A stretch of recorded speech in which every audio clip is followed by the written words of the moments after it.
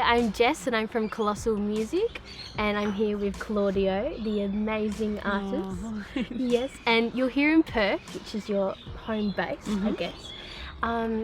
Now, tell us your genre. You explained it a little earlier. It's a little bit of a shift from your earlier stuff. Yeah. Yeah, if you have to categorise it, the closest thing would probably be electronic ambient soul, probably. Yeah, beautiful. Because your earlier albums were Soul, the 2011 one, Claudio. The one that came out in 2011, yeah, that had definitely less of an electronic lean. Yeah. But I kind of feel, although it does feel like somewhat of a shift, it's still somewhat of a natural progression. Yeah, awesome. So, Perth. Yeah. Do you love Perth? I love Perth. You love Perth? I love being home. Yes. I love being. I was gone for 10 years. Wow. So yeah, It's a long time. Australia is an amazing place to live. Yeah. You know, whenever I go back to Europe, all the Australians are like, "Oh, lucky you." When I go back home, all the Europeans are like, "Oh, lucky you." And I feel lucky wherever I am. But Yep. this is a winter's day. I know.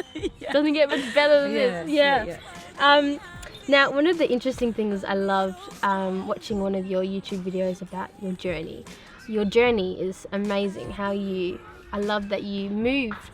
The way that you explained how you moved from Perth to Paris. Tell us a bit more about that and how, where were you in your life? Were you writing music in Perth and then you came over to Paris on a chance? What was it that brought you over? So I was making music. Yeah. I've made music my whole life. Yeah. But Yeah. I think it was about 2004, I met a producer. His name was Martin Solveig. Yes. Yeah. And he was quite a big deal at the time, and he believed a lot in what I was doing. Yeah. I had, on a separate level, decided when I was much younger that I would spend a chunk of my life in Europe. I didn't know where or when. But when I met Martin, he said, when it's the right time, I'll fly you over to Paris to record your first LP, your first album. Yeah. And the moment that he said that, the decision was made. I never made an album with Martin. We made a track together, but that's it. And that part of it was actually perfect. I know that he was the catalyst for that decision. Awesome. And Yeah. it was lovely that he played that role in Yeah. it. Yeah. And so then it was decided. I wanted to move somewhere where I didn't know the language and I didn't know anything about the culture, and I basically wanted to figure out who I was. A blank slate outside of the environment that had formed me, or at least I wanted to see where I stopped and my environment began. You know. That's awesome.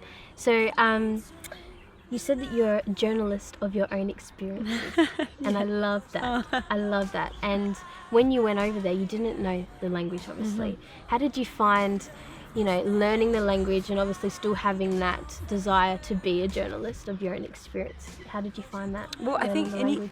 anything that is chosen is so different to anything that is undergone. If I had grown up in Paris, I think my experience would have been hugely different. If I had felt in any way forced, then the experience would have been hugely different. I knew that it was going to be hard. You can see it because my fingers just started twitching thinking about those earlier years. Yeah. I knew it was going to be difficult. I didn't know for how long it would be difficult. But I felt ready. I just felt ready to accept whatever struggle or adversity. And the struggle went on for a really long time. And it's from a basic level, like being away from absolutely everything that you know. Yeah. Not being able to converse. Like I have a lot of pride in having some kind of an eloquence to do with my ability to say what I wish to say in the way that I want to say it. Yeah. When you learn a new language, you make concessions 7 times in a single phrase. You have to dilute your thoughts and emotions just to be able to convey something on a really, really simplistic level. Yes. And that was the worst. Not being able to joke in front because I think I'm really funny. That stuff like that, Yeah. But when it comes, and then when you start to see the difference between, when there's so much that we don't know about ourselves because there's no reference point. What I mean is, we can't see how much a language has influenced our thoughts until we're speaking another one. Because language shapes thoughts just as thoughts shape language, Yeah. And that was fascinating. Yeah. And I saw just how much of I mean, both my parents are Italian, and we grew up eating Italian food, and with Italian humour and a lot of stuff, and I always considered myself Italian until I was away, and then I could see very clearly that I'm very, very Australian. You know? Yeah. Yeah. That's awesome. Beautiful. It's really interesting. Yeah. Yeah, super interesting. And you were talking about the struggle part of it. The first, when you first moved over, and you said it went on for a while. Yeah. And one of the things you said, you were armed with a jar of beans. And you had a desire to render the world a little less hostile. And I think that's beautiful, and you never felt alone in that. No. And that's something that can be an inspiration to a few people who are starting out on their journey, I think. Yeah, that's beautiful. Now, when you moved over, who did you collaborate with, and how did it start to your the journey from when you first moved over to your first album? How did that come about? In a couple of steps. It's a long time ago. The best thing that could have happened to me is that when I went over, I knew it was going to be hard, but I was so excited about it that in the first few years, it's like I had this reserve of excess excitement and energy. And it created something around me that the Parisians wanted to be close to. Yeah. Like it was just a buzzing thing. I was so excited about being alive, and I still am, but in a different way now. And I was so naive, but it was just enough naivety. It was just enough. Yeah. So that it attracted a certain group of people who were awesome. Who probably felt quite energized by that.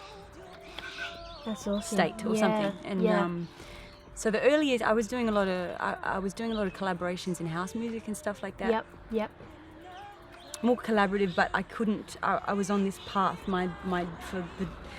for where my deeper love of music is, which is definitely more angled towards the soul movement, but as I suppose close to. I mean, there are genres, and then within those. Yeah, the genre is just the packaging for being able to express the essence of who we are as close to the source of it as possible, I think, anyway. Yeah, I agree. Yeah.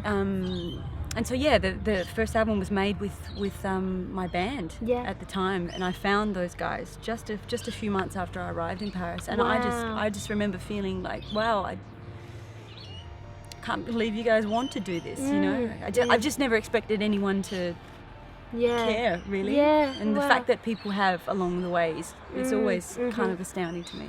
That's awesome. Yeah, so you just found them. That's cool. We kind of found each other in those early years. That's awesome. Now, let's have a look. Then 2014, you released the Thrill of the Game EP, and that's a beautiful EP. I love that.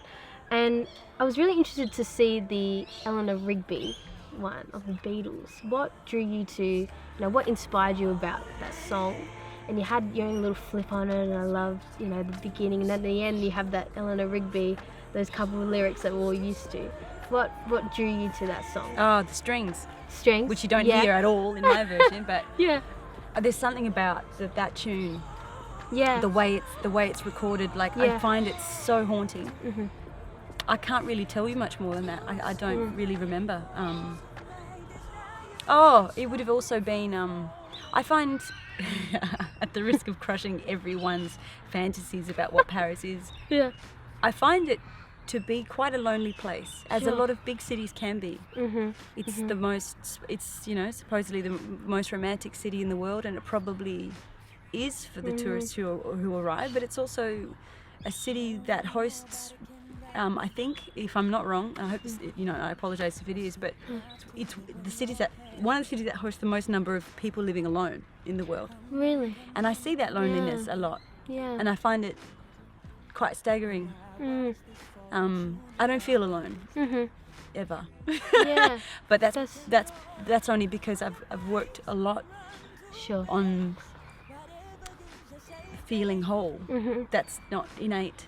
That came with time and isolation and deciding that anything I needed would have to be within my reach. Sure. And shifting my focus that way. And the Yeah. more I felt complete, the more I could do. Mm-hmm. And the more that those things felt satisfying and real. And that was probably, I haven't thought about it really until this question, but it was probably an ode to Paris. Yeah. Wow, I love that. All the lonely people. Yeah. Yeah. Yeah. That's awesome. Now, you went viral. Wow, you went viral. 2.4 million views. Like the bubonic plague. Oh, yeah. here we are. Great video. Oh, and thank you. where was that? That was in my apartment in Paris. In Paris, yeah. Hey ya. Am I saying it right? Is it I hey think yeah so. or hey Hey, ya? I'd say hey ya. Hey ya. Probably. Yeah. We'd have to ask Yeah. him. Ask the man himself. Dear outcast. Yeah. Now, Dear Andre. the equipment you use. I mean, you did a TED talk, and that was great. The equipment. That's kind of, is that your friend, that your friends, you feel connection to them? It's like this kind of a friendship with your equipment, you know? Is that, yeah, is that it's how a you... funny little relationship. Yeah. Now, what would your tools of the trade be? Just off the top of your head, what are the equipment that allows you to do what you do? It'd be the first and foremost, the program. Yeah. Ableton. Yeah. And then my two controllers that Sure. I use the most. So one would be, and any old keyboard that links up to them. So Yeah. any actual keyboard that mimics mimics in a poor or wonderful way Yeah. the piano that I grew up on. Sure. Oh, yeah, right. Yeah. And then the Ableton Push. What's the which is- Ableton Push? Explain Yeah, that a bit. it's a lot of things. In very crude terms, you could probably call it a sampler, but it does Yeah. it's essentially a controller for that Sure. program. Okay. Just yeah. making that digital thing tangible Right. in very loose terms. Okay. It's very open-ended. There's so many applications for it, and Yeah. it's basically at the mercy of the user. Yeah. And the other one, which is kind of just an older version of what the Push is, much earlier generation, and I use it for different things. So this one I use in a custom way, so I tell the buttons what they should be doing Sure. Yeah. before the moment. It has a bunch of faders, so I can mix Sure. in real yeah. time Yeah. or arrange the track in real time, because Yeah. I do that mostly with volume, Yeah. bringing stuff in and out. And Yeah. That's So awesome. I use as few things as I possibly can. I use that rig because there were a bunch of things that I really wanted to do in my arrangements, and that was the simplest way I could come up with it. So I'm not trying for it to be elaborate. In fact, it's quite the opposite, and I failed terribly. Yeah. Yeah. So how did you self-taught with things like that, with equipment, Yeah. and you just spent time in that zone, In that just realm, working it out? yeah. And I think I feel like that's the best way to do that. When I meet another person, like my beautiful friend King Britt in Philadelphia, whenever I see him, because he does almost wholly improvised shows using the Push. Watching him use that stuff is so interesting, because I'll be like, oh, that's what you do. He'll look at me and be like, that's okay, yeah, right. Yeah. Wow, You take notes. It's great. It's great. Everyone's intelligence and everyone's angle on their own creativity will cause them to think about it differently and therefore use it differently. Yeah. That's awesome. That's my favorite part. Yeah. It's really personal. Yeah. What about your you said you've been singing and creating all your life. You growing up, music theory background. What tell us a bit more about that. Yeah, And okay. keyboard as well. Piano, Had yeah. lessons and things like that? Yeah, when I was 6. I had right. a few years of, I never really think about it much anymore, but it's definitely helped me. I hated it. I hated it at the time. Yep. It didn't feel, in my head, music was freedom. So why are you telling me what the rules are, It's just, they're just tools. And I'm really grateful now. It took till I was about, 26 or something. Yeah. Till I decided that there was any merit to knowing anything technical. The amazing guitarist Harry Winton in Perth has this beautiful quote. Well, it's not even a quote, it's just something he said one day. He said, before I learned theory, when I knew what I was doing. Yeah. And I was like, write it down. that's amazing. That's amazing. I think it's a double-edged sword. It's like language. Yeah. It gives you a possibility to speak in a certain way. Yes. At the very same time, it's a prison. Oh, So, but we Yeah. get to be the guardians of that. sure. Or Yeah. at least we get to be the masters of how much it influences us and how. If we're slave to the technique, it's the same as being slave to no knowledge at all. So it's what we do. And I would rather learn many different things and do my best to try and be as objective as possible and take the Sure. best parts of them, Yeah. Yeah. then wander around blindly hoping that I stumble upon something good. you Yeah. know? I don't think that that's artistic freedom necessarily. Yeah. Love. I love it. I love it. No, thank you. Now I think you're very wise. Oh, I'm Yeah. You, I'm quite silly, but thanks. no, not silly at all.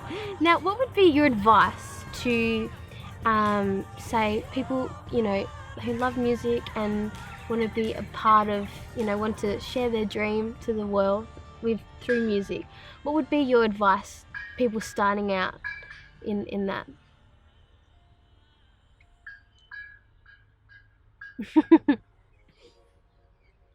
How many words do I get? As many as you like. Have a sense of what it is that you actually want. Mm-hmm. Know that anything that we want because we believe we'll feel good in the having of it. Mm-hmm. In that sense, nothing matters except the way you feel when you're making the art. Mm-hmm. If you're going to try and give something to the world, you have to give it genuinely, in full surrender, being okay in the knowledge that you may never get anything back. Whatever you make now is not the ultimate definition of who you are. Yep. It's just a photograph. Mm-hmm. Snapshot. It's just a snapshot. Yeah.